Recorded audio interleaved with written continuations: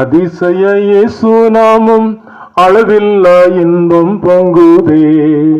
அகிலம் படைத்தவரை அன்புள்ள ஆண்டவரை அனுதீனம் வண்டிக் கொள்கின்றேன். அன்பெனும் ஊற்றில் பொங்கும் அதிசய இயேசு நாமம் அளவில்லா இன்பம் பொங்குதே. அகிலம் படைத்தவரை அன்புள்ள ஆண்டவரை அனுதீனம் வண்டிக் கொள்கிறேன். அலைகடல் பயணம் செய்து அற்புதம் செய்த இயேசு அருகினில் இருக்கின்றாரே. அருகினில் இருந்தாலும் தூரமாயிருந்தாலும் அவர் பாதம் பிடித்துக் கொள்வேன். இந்த உலகத்துல அதே ஒண்ணுதான். அது அகத்திய முனிவர் சொல்றாரு, வணங்குவாய் ஜெகஜோதி ஒருவனாகி மாநிலத்தை ஒரு நொடியில் வகுத்து மண்ணின் குணமான சம்சாரம் ஒன்றில்லாமல் குவலயத்தில் தானுதித்து குருவாய் வந்து அன்பான சித்தரில் இருத்துவிட்டு அகண்ட ஸ்தலம் சென்றவரை அண்டுவாயே. உலகத்துல முக்கியமானது ஒன்றே ஒன்றுதான், இயேசுவை அண்டிக் கொள்வதுதான், அவரை பற்றி பிடித்துக் கொள்வதுதான். அவர் இன்பத்தை தருகிறவர், துன்பத்தை தருகிறவர் அல்ல, சந்தோஷத்தை தருகிறவர், உங்க வாழ்க்கை வெற்றியாக மாற்றக்கூடியவர். உலக பிரகாரமா கரையம் கொடுக்கிறோம், கரையத்தை கொடுத்து கொடுத்து வாங்கி வைக்கிறோம். ஒரு வீடு வாங்குறோம், சொத்து சுகத்தை வாங்குறோம். வாலிப தம்பிமா இருப்பீங்கன்னு சொன்னா அவங்களுக்கு இப்ப என்ன தேவைன்னு சொன்னா வேகமா விட்டுற பைக்கு வேணும். தகப்பன் தாயிட்ட சண்டை போட்டு வாங்கிடுவாங்க. அது அவங்களுக்கு பாதுகாப்பானதா? பாதுகாப்பு கிடையாது. அது அடுத்த நிமிஷம் என்ன நடக்குன்னு தெரியாது. ஆபத்தானது. ஆபத்தானதுக்கு நம்ம என்ன செய்யறோம்? கரையம் கொடுக்கிறோம். ஆண்டவர் என்ன செய்திருக்கிறாரு? நமக்காக ஒரு கரையத்தை கொடுத்திருக்கிறாரு. 1 கொரிந்தியர் 6ஆம் அதிகாரம் 20ஆம் வசனத்தில் சொல்லப்பட்டிருக்குது, கரையத்துக்கு கொல்லப்பட்டீர்களே, ஆகையால் தேவனுக்கு உதவிகளாக உங்கள் சரீரத்தினாலும் உங்கள் ஆவியினாலும் தேவனை மகிமைப்படுத்துங்கள். இந்த ஆத்மாவை நாமே ரட்சித்துக் கொள்வதற்கு நமக்கு திறமை கிடையாது. நாமே பரலோகத்துக்கு போறதுக்கு நமக்கு பலன் கிடையாது. இப்போ பறவைகள் இருக்குது, அதுக்கு ஒரு வல்லமும் உண்டு. நம்ம துரத்துல பறந்து என்ன செய்யறோம்? மேலே போயிடும். சில சமயங்களில் நீங்கள் இந்த மயில் பார்த்துருப்பீங்க. மயில் தம்பி கூட தனசையும் கூட நாங்கள் ஒரு ஊழியத்துக்கு போகும்போது ஒரு காட்டு பகுதியில் ஒரு மயில் நடு ரோட்டில் இருந்துச்சு. வண்டி போகும்போது டக்குன்னு உயரம் எழும்பி தப்பிட்டு. நமக்கு அப்படிப்பட்ட திறமை கிடையாது. நம்ம என்ன செய்வோம்? நின்றுக்கிட்டு தான் இருப்போம். நமக்கு அந்த வல்லமை கிடையாது. நம்முடைய வாழ்க்கையில் அந்த வல்லமை பெறதுக்கு ஒரே ஒரு காரியம் இருக்குது, தேவனோடு கூட ஒரு தொடர்பு வைத்துக் கொண்டோம்னு சொன்னா அவர் நமக்காக கரையும் கொடுத்து நம்மை மீட்டிருக்கிறாருன்னு சொல்லப்படுறது. என்ன கரையும் கொடுத்திருப்பாரு? உலகத்தில் பணங்கள் உண்டு, பணத்தினுடைய மதிப்பு நமக்கு அதற்குரிய பொருளை நமக்கு வாங்கி கொடுக்கும். தங்கத்துக்கு மதிப்பு இருக்குது, அதை நிறைய நாடுகள் சேர்த்து வைக்கிறாங்க. அது அவங்களுடைய பொக்கிஷமாக இருக்குது. ஆனா ஆண்டவர் நமக்கு ஒரு கரையத்தை கொடுத்திருக்கிறாரு.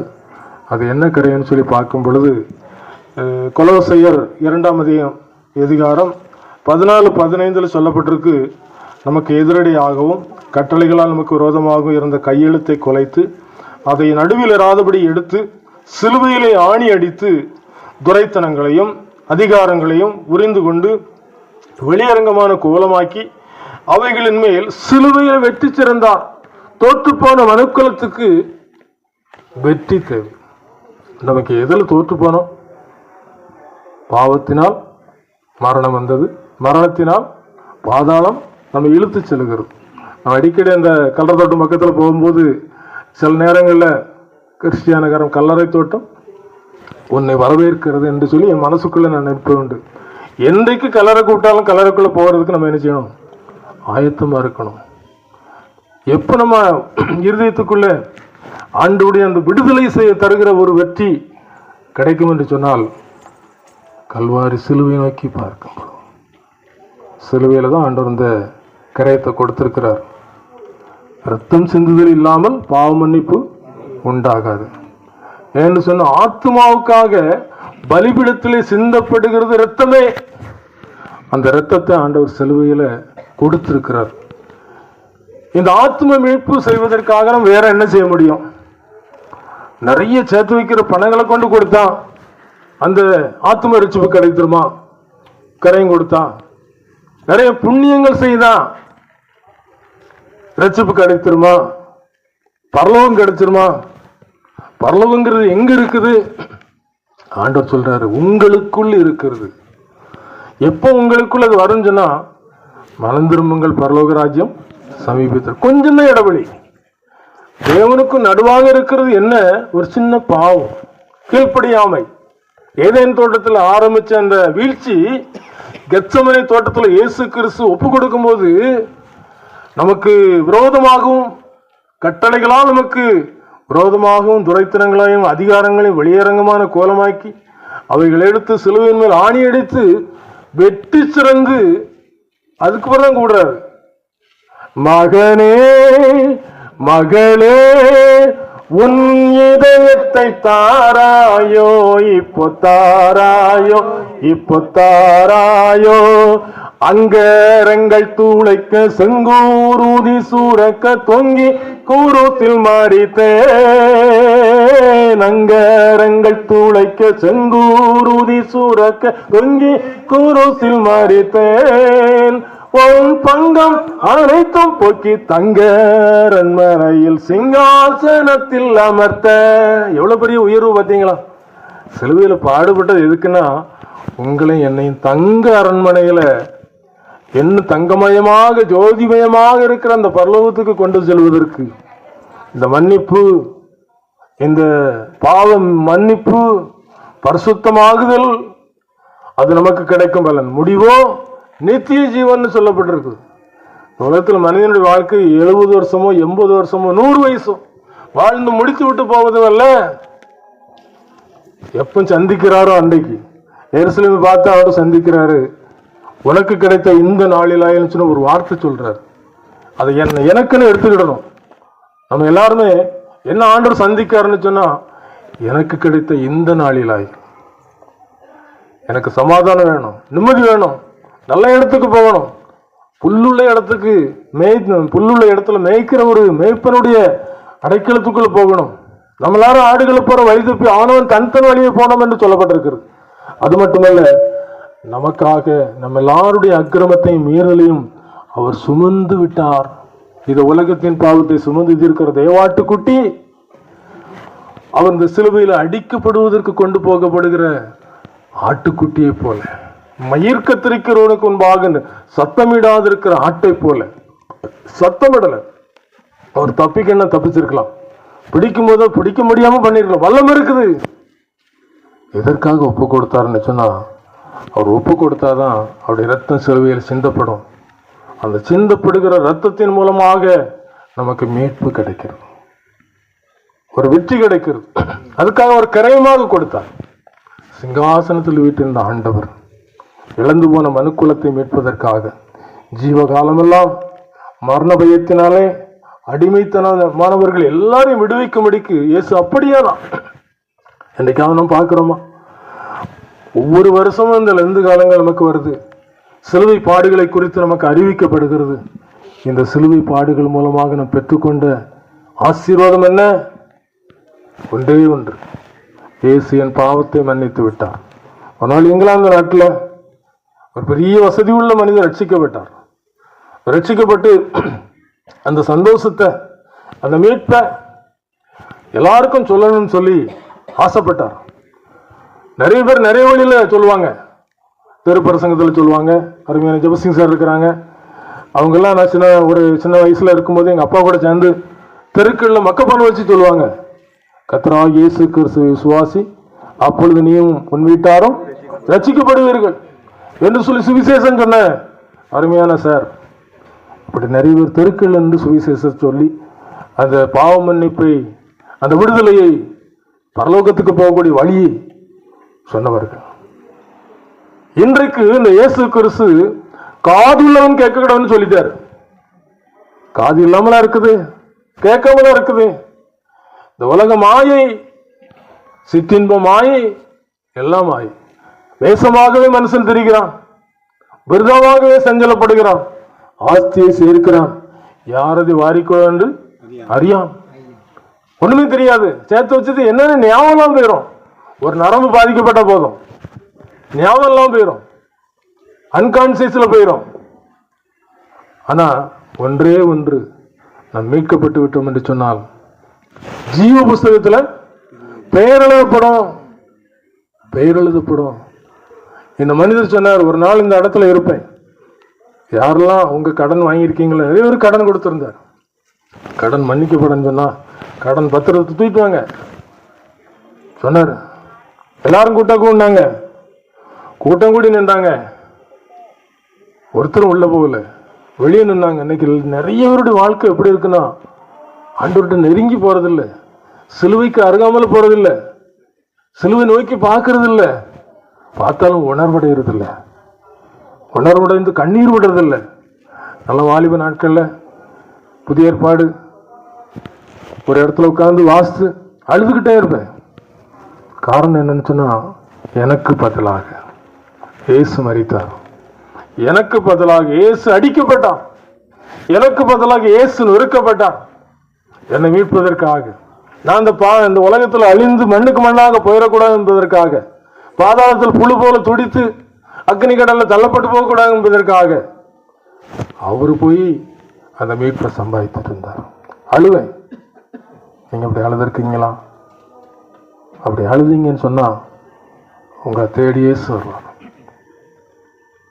சிலுவையில பாடுபட்டு மரித்து உயிர்த்தென்ன ஆண்டு பேதுருவை பார்த்து கேட்கும்போது, என்னை நேசிக்கிறாயா, இடத்துல அன்பா இருக்கிறாயா? அதே கேள்விதான் இன்னைக்கு நம்மகிட்ட கேட்டுக்கிட்டு இருக்கிறார். சிலுவையில் தொங்குற ஆண்டவர் நோக்கி பாருங்க. அவருடைய தலையில முள் கிரீடம், ஒவ்வொன்றுக்கும் ஒவ்வொரு அர்த்தம் உண்டு. கை பாவம் செய்து, கால் பாவத்தை நோக்கி நடக்குது.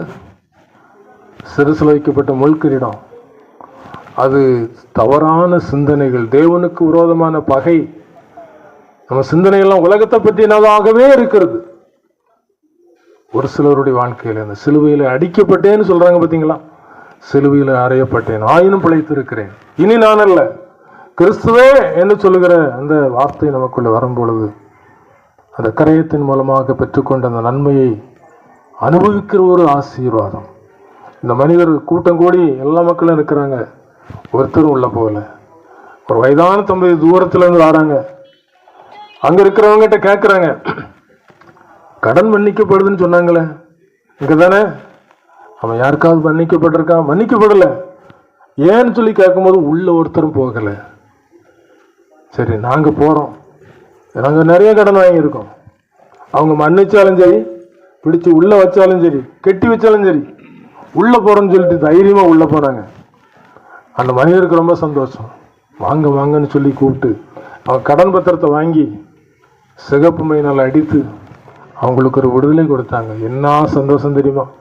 இதான் இயேசு கிறிஸ்து சிலுவையில் கொடுக்கிற இலவசமான மீட்பு. இருதயத்தை மாத்திரம் கொடு, அவங்க பாவ மன்னிப்பு, பாவத்தை அறிக்கை செய்து விட்டுவிடு, இரக்கம் வருவாய். கையுமையுமாக கொண்டு நிறுத்துறாங்க, கல்லறிந்து கொள்ளன்னு சொல்றாங்க. உங்களில் பாவம் இல்லாதவன் முதலாவது கல்லறை கடவுன்னு சொல்லி குனிந்து எழுதுறாரு. குனிந்து எழுதும் போது எல்லாரும் பார்க்கறாங்க, என்ன எழுதியிருப்பாரு? ஒவ்வொருத்தருடைய பெயரையும் எழுதி அவங்க செஞ்ச தவறுகளை எழுதியிருப்பாரு. பார்த்தவொடனே கல்லெல்லாம் கீழே போட்டு ஓடிட்டாங்க. எப்படி நம்ம பாவம் அவருக்கு தெரியும்? மறைக்க முடியாது, மறைக்கவே முடியாது. கல்யாண வீட்டுக்கு போறோம், வீடியோ எடுக்கிறாங்க, ஒரு பொருளை நம்ம திருடுறோம், யாருக்கும் தெரியாதுன்னு சொல்லி திருடுறோம், போயிடுறோம். பிறகு அந்த பொருளை தேட ஆரம்பிக்கிறாங்க. தேடும்போது அந்த வீடியோ காமிச்சு கொடுத்துருது. என்ன பாரு, நான் எடுக்காம பாரு, எத்தனை கண்டுபிடிப்புகள் பாருங்க. பரலோகம் பார்த்துக்கிட்டு இருக்குமா? பரலோகம் பார்த்துக்கிட்டு இருக்குது, கண்கள் பார்க்குது. மனுஷன் முகத்தை பார்க்கிறான், கர்த்தரோ இருதயத்தை பார்க்கிறார். அவருக்கு உண்மையாக மறைக்கவே முடியாது. எல்லா ரகசியங்களும் வெளியரங்கமாகும். அங்க மகா பரிசுத்த நாளில நிச்சயம் பாவம் அப்படி ரீல் போல ஓடும். நீ என்னென்ன தவறுலாம் செய்திருக்கா, ஆனா இன்னைக்கு என்ன செய்யலாம்? அறிக்கை செய்து விட்டு விட்டா இறக்கம் பெறலாம். பாவரிக்கை செய்யறதுக்கு நீங்க ஏதாவது முயற்சி பண்ணியிருக்கீங்களா? கண்ணீர் விட்டு அழுது ஒப்பு கொடுத்திருக்கிறீங்களா? நமக்காக ஒப்பு கொடுத்திருக்கிறார். ஒரு விடுதலை நமக்கு சிலுவையில் சம்பாதித்து வைத்திருக்க, கரையும் கொடுத்து ரத்தத்தை கொடுத்து. ரத்த சிந்துதெல்லாம் பாவமன்னிப்பு உண்டாகாது. ரத்தத்தை சிந்தி மீட்டுக் கொண்டார். இன்னைக்கு அந்த மீட்பு தான் உலகமெங்கும் சுவிசேஷமாக சொல்லப்படுது. மகனே மனம் திரும்பு, மகனே மனம் திரும்பு, உன் வாழ்க்கை வீணாக்கிறாத, உன் ஆத்மா அழியவே அழியாது. அது நித்திய குத்துக்குரியது. நித்தியத்துல 2 இடம் இருக்கு. ஒன்று பரலோகம் என்று சொல்லப்படுகிற பரிசுத்தமான இடம், இன்னொன்று பாதாளம் என்று சொல்லப்படுகிற வேதனையான இடம். ஆண்டவர் அந்த ஐஸ்வர்யவான் லாசரு சம்பவத்துல தெளிவா சொல்றார். ஐஸ்வர்யவான் பூமியில சம்பரமாய் வாழ்ந்தான். பாதாளத்துல போய் வேதனைப்படும் போது ஒரு சொட்டு தண்ணிக்காக லாசருவை அனுப்ப சொல்லுகிறான். மறைக்கப்படுகிறது. இந்த பூமியில இருக்கும்போது எத்தனை வேலைக்காரங்க இவங்க செம்பு தூக்கிட்டு வருவாங்க, குடத்தை தூக்கிட்டு வருவாங்க, என்ன தண்ணி வேணும்னு கேட்பாங்க. இப்ப வீடு சந்திக்க போறோம். ஒவ்வொரு வீடுகளையும் அன்பு பாராட்டப்படுது. நீ காப்பி குடிக்கீங்களா, அது குடிக்கீங்களான்னு சொல்லி கேட்கிற ஒரு அன்பு சொல்லப்படுது. தண்ணி கேட்டா தண்ணி தர போறாங்க. இம்மையை விட்டு மறுமைக்கு போகும்போது நம்மளை உபசரிப்பதற்கு யாரோடு உறவு வைத்திருக்கிறோமோ அந்த உறவு தான் நமக்கு நிச்சயம் கூட வரும். இந்த உலகத்துல அந்த உறவு நமக்கு இலவசமா கிடைக்குதுமா? சிலுவை நோக்கி பார்த்தா போதும், கிடைக்கும். திரும்பு மனம் திரும்பு, பரலோகம் சமீபமே, விரும்பு இயேசுவை விரும்பு, அவர் வருகை சமீபமே. காலங்கள் போனால் திரும்பாது, கிருபையின் நாட்களை தள்ளாதே. காலங்கள் போனால் திரும்பாது, கிருபையின் நாட்களை தள்ளாதே. 2 பேரும் உள்ள இருந்து டைம் ஆனவனே வெளியே வந்தாங்க. உள்ள போன அந்த 2 பேரையும் பிடிச்சு வச்சுட்டாங்கன்னு சொல்லி வெளியே பேசிக்கிட்டு இருந்தாங்க.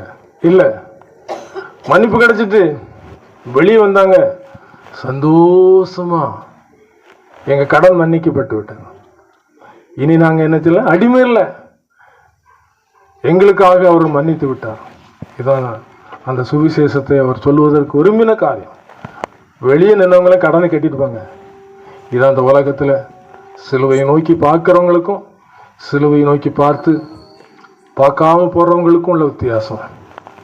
இயேசு கிறிஸ்துவை நோக்கி பார்க்கிற உங்க வாழ்க்கையில உணர்வு கிடைக்குதா? இருதயத்துல உணர்வு கிடைக்குதா? ஆவியானவர் இன்னைக்கு உணர்வு கொடுக்கறதுக்கு தான் சபைகளுக்குள்ள அப்போஸ்தலர்களையும் ஊழியர்களையும் போதகர்களையும் ஏற்படுத்தி வச்சிருக்கிறார். அவங்க செய்ய வேண்டிய காரியத்தை செய்வாங்க. ஆலய ஆராதனைக்கு போகும்போது முதல்ல பாவரிக்கை ஜெபம், பாவத்தை அறிக்கை செஞ்சுட்டு அதுக்கப்புறம் என்ன செய்யறோம், அடுத்த துதி ஆராதனைக்கு போறோம். அடுத்தபடி ஆண்டோட வார்த்தை கேட்கிறோம், பாடல் பாடி. கடைசியில ஆண்டை என்னோடு கூட பேசி இருக்காருன்னு சொல்லி ஜெபித்து நம்ம என்ன செய்யறோம், ஆலயத்துல ஆசீர்வாதமான வார்த்தையோடு நம்ம கடந்து வருகிறோம். நமக்கு ஒரு ஸ்தலத்தை ஆயத்தம் பண்ண போயிருக்கிறோம். ஆயத்தம் பண்ண போயிருக்கிற இடத்தை யாரெல்லாம் விசுவாசித்து இந்த பூமியில ரட்சிக்கப்பட்டிருக்கிறாங்களோ அவங்க இந்த உலகத்தை விட்டு பிரிந்து போகும்போது அவங்க மகிமையை கண்டு வெளிப்படுத்தி சொல்லி போறவங்களா இருக்கிறாங்க. வாலிப தங்கச்சி அவங்க பிரிந்து போகிற நேரம் வரும்போது அவங்க பரிசுத்தமாக்கப்பட்டிருந்தாங்க. கால் மாட்டிலையும் தலைக்கு மாட்டிலையும் தேவதூதர்கள் வந்திருக்கிறாங்க. பரலோகத்துக்கு போறேன், பரிசுத்தமுள்ள நாட்டுக்கு போறேன். பேதுரு பவுலும் யோவானும் அங்கே, பின்னோம் முற்பிதாக்கள் அப்போஸ்தலரும் இரத்த சாட்சிகளும் தீரளாய் கூட, இரத்த சாட்சிகளும் தீரளாய் கூட. நீ அங்கிருப்பாயோ, நீ அங்கிருப்பாயோ, நீ அங்கிருப்பாயோ சொல்லின் மனமே. நான் அங்கிருப்பேனே, நான் அங்கிருப்பேனே, நான் அங்கிருப்பேனே என் இயேசுவோடே. மகிமையான ஒரு இடத்துக்கு நம்ம அழைத்து செல்ல போகிறார். அங்கே நம்ம இந்த பூமியில எப்ப மனம் திரும்பி இயேசுவை போல இந்த உலகத்துல நன்மை செய்கிறவராய் சுற்றி தீர்ந்தான்னு சொல்லப்பட்டபடி வாழ ஆரம்பிக்கிறோமோ, அந்த 2 பக்கத்திலே, வலது பக்கத்துல ஒரு கூட்டம், இடது பக்கத்துல ஒரு கூட்டம் நிறுத்தப்பட்டு, வாருங்கள் என் பிதாவினால் ஆசீர்வதிக்கப்பட்டவர்களே, உலகம் உண்டானது முதல் உங்களுக்காக ஆயத்தம் பண்ணப்பட்டிருக்கிற நித்திய ஜீவனுக்குள் போங்க. இன்னொரு கூட்டத்துக்கு அதுக்கு எதிர்மறையாக சொல்லப்படும். நித்திய ஜீவன், நித்திய ஆக்கினை. 2 இடம் இருக்குது. முடிவு நம்முடைய இருதயத்தில் எடுக்கிற தீர்மானம். சிலுவை நோக்கி பார்த்து அவர் நமக்காகப்பட்ட பாடுகளை நினைத்து ஒப்பு கொடுத்து வாழும் பொழுது நீ போ, இனி பாவம் செய்யாதே. அந்த ஸ்திரீக்கு ஒரு விடுதலை, கலறிந்து கொள்ளப்படுகிற நேரத்தில் காப்பாற்றினார். இன்னைக்கு நம்முடைய வாழ்க்கையிலும் கூட எத்தனையோ பலவீனங்கள் ஆர்டர் நம்மளை காப்பாற்றி இருப்பார். எதுக்காக தெரியுமா? நம்ம இன்னும் இயேசுவின் ஆளுகைக்குள்ள வர வேண்டும் என்பதற்காக. நல்ல ஊழியம் செய்து கொண்டிருந்த ஒரு மனிதர் பலவீனப்பட்டு வீட்டில் இருந்தார். அப்படி பலவீனப்பட்டு இருக்கும்போது அவருக்கு மரணம் வர்றது மாதிரி இருந்தவொடனே அங்கே கூட வந்த ஊழியர்கிட்ட சொல்லி, எனக்கு மரணம் வர்ற மாதிரி இருக்குது, பயமாக இருக்குது அப்படின்னு சொல்லி பேசிக்கிட்டு இருந்திருக்கிறாங்க. அப்படி பேசிக்கிட்டு இருக்கும்போது அவர் சொல்லியிருக்கிறாரு, ஆண்டவரை ஏற்றுக்கொண்டவங்க சுத்திகரிக்கப்பட்டிருப்பாங்க, அவங்க இந்த உலகத்தை விட்டு பிரியும்போது மகிமைக்குள்ளே போவாங்க. நீ என்ன சொல்கிற மரண பயமாக இருக்குன்னு சொல்லிட்டு, அப்படி ஏதோ ஒரு பாவம் செஞ்சிருப்பா, ஏதாவது ஆண்டவருக்கும் உனக்கு ஒரு ஆத்மா தவறு இருக்கும் என்று சொல்லி 2 பேரும் ஜோம் பண்ணியிருக்காங்க. ஆண்டவரையும் பயமாக இருக்குன்னு சொல்கிறான், என்ன பாவம் இருந்தாலும் உணர்த்துங்க அப்படின்னு சொல்லிட்டு இவர் சொல்லிட்டு போயிட்டார். 2 நாள் கழிச்சு வரேன் என்று சொல்லிட்டு போயிட்டாரு. திருப்பி 2 நாள் கழிச்சு வராரு. வந்து இப்போ எப்படி இருக்காப்பா? ஆண்டவர் ஏதாவது வெளிப்படுத்தினாரா? ஆமாப்பா, எனக்கு ஒரு கோழி முட்டை சுற்றி சுற்றி வர்ற மாதிரி இருக்குப்பா. என்னப்பா சொல்கிற, கோழி முட்டை சுற்றி சுற்றி வருதுன்னு சொல்கிறிய? ஆமாப்பா, கொஞ்சம் வருஷத்துக்கு முந்தி பக்கத்து தோட்டத்தில் உள்ள மனுஷன் சொன்னான், சரியான விளைச்சல் இப்படி செஞ்சு எனக்கு விளைச்சல் வந்துட்டுன்னு சொன்னான். நீனும் செய்யலாம், காசு கொடு, நானும் செஞ்சிடறேன், நீ ஒன்றும் செய்யண்டாம். காசை கொடுத்துட்டேன்ப்பா, அது தேவனுக்கு விரும்பாத ஒரு பாவம். என்ன என்று உனக்கு வேற தேவர்கள் உண்டாயிருக்க வேண்டாம். அது நம்முடைய வாழ்க்கையில் இருக்குன்னு சொன்னால் ஆண்டவர் உணர்த்து வரணும்னு சொன்னால் நீங்கள் என்ன செய்யுங்க, யோசித்து பாருங்க. ஆண்டவர் கொடுக்க வேண்டிய முக்கியமான இடம், முதல் இடம். அந்த முதல் இடத்தை விட்டுட்டு ஆண்டவருக்கு வேற இடம் கொடுத்தா நம்ம வாழ்க்கையிலையும் ஆண்டவர் என்ன செய்வார்னா அடுத்த இடத்த தான் கொடுத்துருப்பார். நம்முடைய காரியங்கள் பின்னுக்கு தள்ளி வைக்கப்படும். ஆண்டவருக்கு முதலிடம் கொடுத்தாரு, தெரியாமல் செஞ்சுட்டு ஆண்டவர் மன்னிங்க, மன்னிப்புக்காக 2 ஜோம் பண்ணிட்டு போயிட்டாங்க. திருப்பி வந்தார், எப்படி இருக்காப்பா? பட்டணம் தருதுப்பா, மாட்சி மிகும் மோட்சநகர் மகிமையன் சொல்வேன், மாட்சி மிகும் மோட்சநகர் மகிமையன் சொல்வேன், அந்த மங்களம் சேர் மாளிகைக்குள் எப்போ சேருவேன், அந்த மங்களம் சேர் மாளிகைக்குள் எப்போ சேருவேன். அந்த பட்டணத்தினுடைய அந்த மகிமையை பார்க்கக்கூடிய, விசுவாச கண்களினால் பார்க்கக்கூடிய ஒரு காரியம். சாது சுந்தர் சிங்குடைய புக்கில் பரிசுத்தமாய் வாழ்கிற நிலைமையோடு கூட இருந்த மனிதனுடைய காரியங்கள் அங்கே வெளிப்படுத்தப்படுகிறது. பரிசுத்தம் இல்லாமல் துணிகரமாய் பாவம் செய்கிற ஒரு மனிதனுடைய காரியங்களும் வெளிப்படுத்தப்படுகிறது. எனக்கு நமக்காக கிரயம் கொடுத்த ஆண்டவருடைய சுவிசேஷத்தை கேட்டு அவருடைய குமாரனை காலியன்கள் எப்படி மதிக்கிறாங்கன்னு சொல்லப்படுதுன்னா, மனப்பூர்வமாய் பாவம் செய்யும் பொழுது இந்த பாவத்துக்காக இனி செலுத்தத்துக்கு ஒரு பலி இல்லை என்று சொல்லப்படுறது. இனி பலி கிடையாது. இனி அவர் சிங்காசனம், எத்தனையோ மரம் வழக்காடி இருப்பாங்க நமக்காக வழக்கறிஞர்கள், அவங்களுக்கு ப்ரமோஷன் ஆகி அவங்க நீதிபதி சீட்டில் உட்காரும்போது நீதிபதி சீட்டில் உட்கார்ந்து நமக்கு என்ன செய்ய முடியாது, வழக்காட முடியாது. இன்றைக்கு வரைக்கும் அவர் நமக்காக பரிந்து பேசிட்டுருக்கிறார். என் மகனுக்காக நான் ரத்தம் கொடுத்திருக்கிறேன், ரத்தம் சிந்தி இருக்கிறேன், பலியா இருக்கிறேன், அவன் மீட்கணும், மீட்கப்படணும், கிருபை கொடுங்க. சுற்றிலும் கொத்தி ஏறு போட்டு பார்ப்போம், கனி கொடுக்கலன்னா வெட்டி போடலாம். நம்ம இன்னைக்கு வரைக்கும் உயிரோடு இருப்பது நம்முடைய ரட்சிப்பு நிறைவேற பிரயாசப்படுவதற்கான ஆவியானுடைய ஒரு உந்துதல். இந்த வேதத்தின் மகத்துவங்களை எழுதி கொடுத்தேன், அவைகளை அந்நிய காரியமாக இணைநாகர்கள் சொல்லப்பட்டிருக்கிறது. இன்னைக்கு நாம் வேதத்தை நேசித்தோம் என்று சொன்னால் ஆண்டவருடைய கட்டளைகளையும் கற்றுக்கொள்வோம். அதன் வழியிலே நடக்கும் பொழுது கர்த்தருடைய வேதத்தின்படி நடக்கிற உத்தம மார்க்கத்தார் பாக்கியவான்கள். சங்கீதம் 119:1 சொல்லப்படுறது. அவருடைய வழியில நடக்கிற உத்தம மார்க்கத்தார் பாக்கியவான்கள். அவங்க எங்க இருப்பாங்க? தேவனுடைய மகிமைக்குள்ள பிரவேசிப்பாங்க. அந்த மகிமைக்குள்ள பிரவேசிப்பதற்கு நமக்கு நிறைய சந்தர்ப்பங்கள் கொடுக்கிறது. நிறைய காரியங்கள் சொல்லலாம். ஒன்றே ஒன்று, கரையம் கொடுத்து மேட்டிருக்கிறான். நாம் என்ன செய்யணும் சொன்னா, இந்த உலகத்துல பரலோகத்துக்குள்ள பிரவேசிப்பது தான் உயர்ந்த ஒரு முத்தை கரையும் கொடுத்து வாங்குற இந்த முத்து யாவரை போல நாம் வாழ்வது. எத்தனையோ முத்துக்கள் நம்மகிட்ட இருக்கலாம். பதவி இருக்கலாம், வேலை இருக்கலாம், ஆஸ்திகள் இருக்கலாம், மாசந்தோறும் வருமானம் வர்ற வாய்ப்புகள் இருக்கலாம். எல்லா முத்தையும் சுயத்தை வெறுத்து விட்டு சிலுவைகிட்ட போய் எல்லாம் வீணப்பா, எனக்காக நீர் சிலுவையில் பட்ட பாடுதான் உயர்ந்தது என்று சொல்லி ஒப்பு கொடுக்கும்போது அவர் நம்மை ஏற்றுக்கொண்டு மகிமையிலே வாழச் செய்வார். அநேகருடைய வாழ்க்கை எப்படி இருக்கும் தெரியுமா?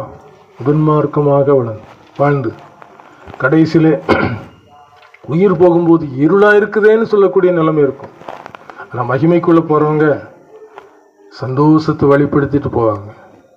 மேகங்கள் நடுவே வாழி பிறக்கும், பூதங்கள் கடந்து வரும், தூதர்கள் கூட்டங்கள் சூழ்ந்து நிற்கும்.